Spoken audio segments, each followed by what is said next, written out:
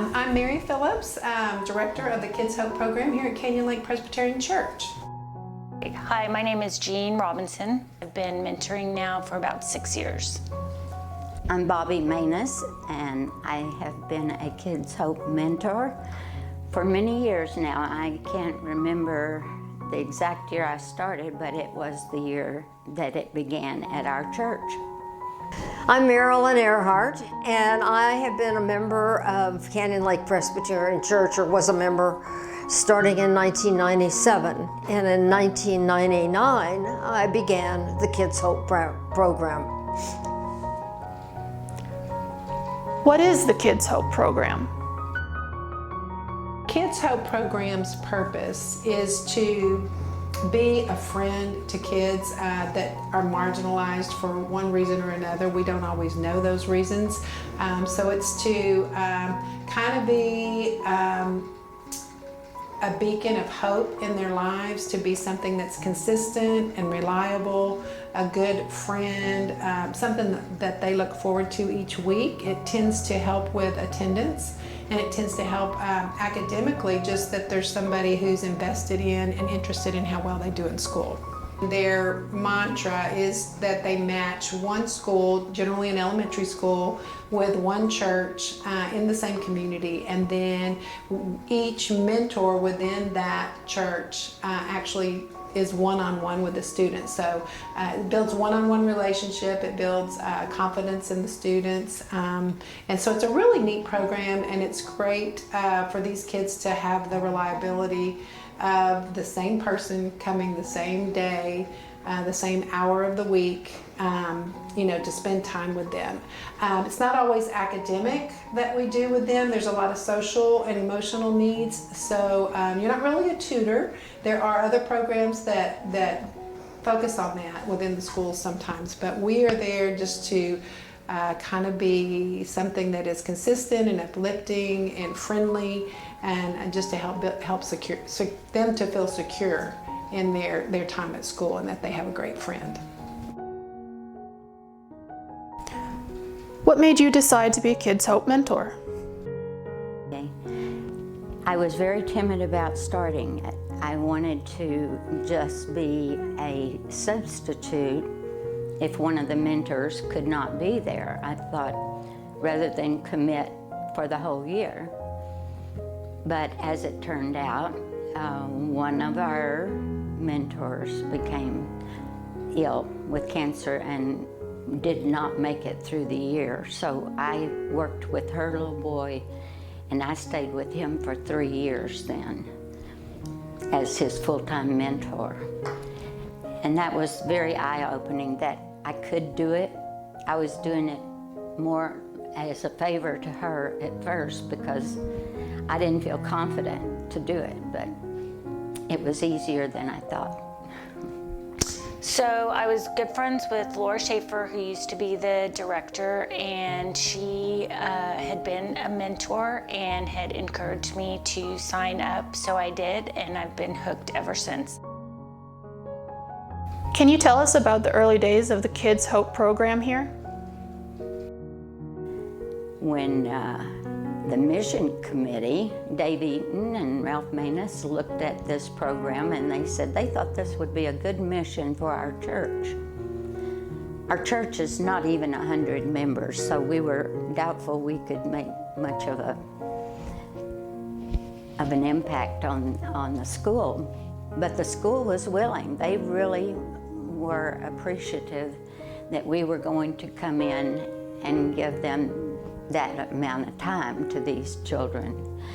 And so they talked to one of our retired teachers, and she was willing to start up the program then. So you were the first Kids Hope director for our church. Can you tell me how we came to be partnered with Kids Hope? Why did we start this program? Yes. David Eaton and Ann had a son who lived in Illinois at the time, and their church in Illinois was involved in the Kids Hope program. And David and Ann thought that was a good idea, and they thought maybe they'd talk me into being the director of this program. So having just left a teaching career of 30 years, I said, why not? Sure, I can do that and work with young kids. And they knew that there was a training program involved in Spring Lake, Michigan, which is the home of Kids Hope USA. The interesting thing is that this was the first Kids Hope program, not only at the church, but in the whole state of Texas. We were number one. It was interesting, and then we needed volunteers to do things, and the members of the congregation stepped right up and said, okay, what do we need to do?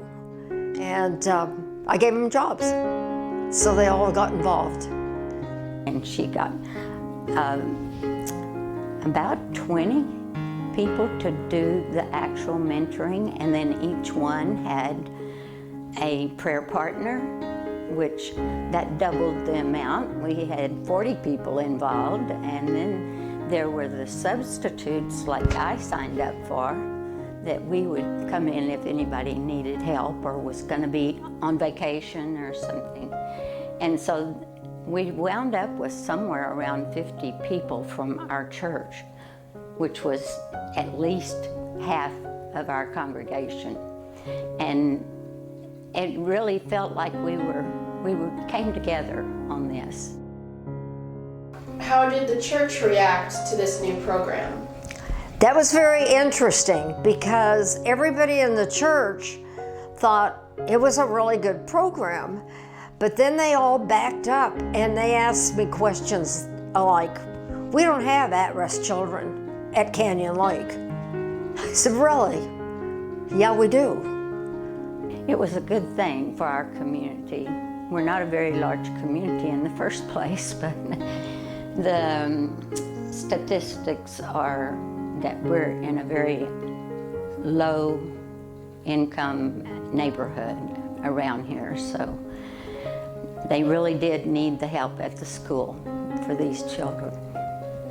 As a lot of people had questions about how is this going to work, would we be effective, and were we hoping that it would help us bring in more children to our church, which it really did not.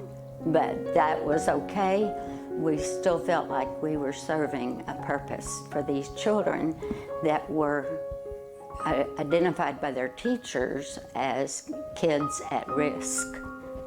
They're at risk of finishing school at all. What sort of growth have you noticed in your student? So what I've noticed this year with my student, I've been with her since 3rd grade. So quite a few years. She's in middle school now. And finally, I haven't pressed academics too much with her because there are social and emotional needs that we address and kind of, with her peers and things like that. So this year, what I noticed as far as growth is that she asked me to help her with some assignments. And another thing that was kind of great for me to see and I got excited about was that she is learning to advocate for herself. So for instance, she wanted to do a schedule change and she asked me how, and she asked me what she was supposed to do for that. So I encouraged her to come up to the front office with me and let's inquire. And so she actually was able to speak that and ask that of the office staff. And then she followed through, got the form, filled it out, and then I asked her the next week, and she had actually seen a counselor and made the change. So those are all great things, and I was so pleased to see that she's grown up, maturing, and that I've encouraged her to do those kind of things for herself. So that was a win-win. So I've known since I've been his mentor since he was in 2nd grade, so we're going on year 3. So there's a lot of physical growth that I've seen, but also just now that he's at the oldest group of kids at the elementary school. I've seen him take a little bit more responsibility. We talk a lot about not being just reactive to situations. He gets in trouble quite a bit, and we've just been working on proper ways to react to things that bother you. So I've seen a lot of growth in that area. What have you learned from your student? I've learned to step outside of my comfort zone, and I've learned that just having adult one-on-one conversation with the kids, even if it is for 20-30 minutes a week, that it is something that is very important to them, that it's something that he looks forward to and enjoys, and it might be the only one-on-one interaction with an adult who's just sitting there listening to him that he has all week. So even if it's not as much time as I would like, even every little bit matters. It matters to him. Well, I tell you, I have not learned their math. She's in the 3rd grade, and she tried to show me a math problem, and how she would work it was not at all like I would have worked it. Of course, I learned back in the 50s and 60s was my math time, and I really couldn't follow what she was doing. But in a way, just that she would show me and tell me what was happening, I felt like it helped her understand it better, that she was teaching me. You know what she's taught me? She's taught me that bullying is real. So kids, what my student has taught me is that other students, sometimes are kind of mean, and bullying is something that she shares with me, and I've encouraged her to make sure that her counselor knows about that. I try to talk to her and just encourage her that she knows who she is. She knows she's smart, she knows she's talented, and that it doesn't matter what other people say. But to have someone like a mentor to talk to about that before they go to the counselor or something is kind of a softer step and makes it easier for them to do the right thing. What has been your most rewarding experience as a mentor? I received a thank you letter from a little girl. She decorated it. I mean, it was really well done. Construction paper. She had drawn pictures, but she told me how special I was to her, that she really appreciated that I came every week, and she felt like it had been a great help to her. And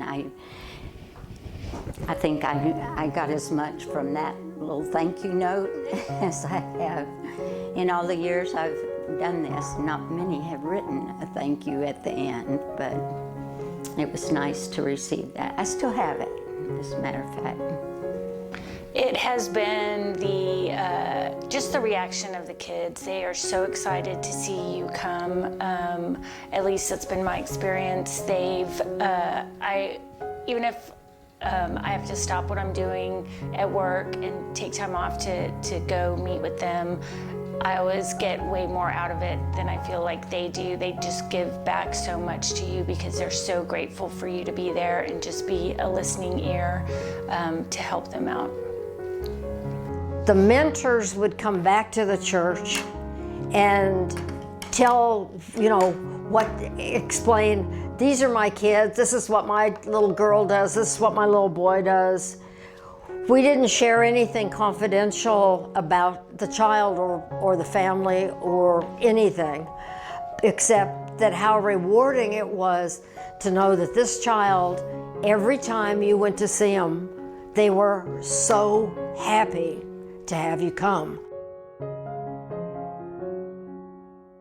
And so even if it's 20 minutes, every Thursday or 30 minutes, that may be the only one-on-one time they get with an adult who is listening to them and, giving them their undivided attention. And, I don't think you can underestimate the impact that has, even though it is you know, you may think it's not doing much. I think it is. Well, and just today, my girl asked me, she said, I know you come to see me here at this school, but do you go to other schools? Do you have other children that you see? And I said, no, you're the only one. And she just kind of grinned. That was special to her to know. Like I get goosebumps when you say yeah, that. I said, no, you're the only one I see.